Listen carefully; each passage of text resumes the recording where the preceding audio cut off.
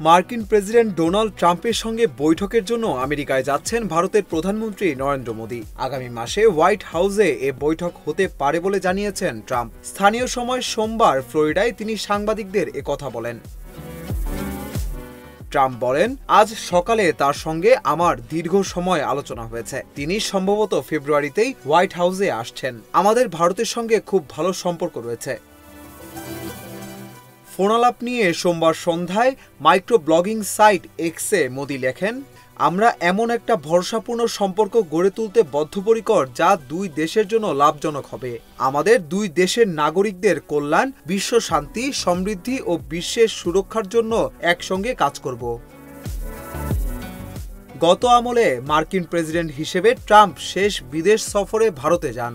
তার সঙ্গে ভারতের প্রধানমন্ত্রী মোদির ভালো বন্ধুত্বপূর্ণ সম্পর্ক রয়েছে।